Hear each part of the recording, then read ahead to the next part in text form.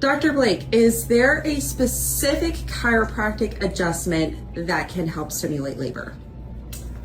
I have not found one yet. If I do, I'll be a billionaire, because I get that question asked all the time.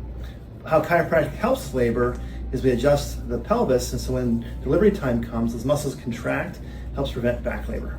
But I'm working on it.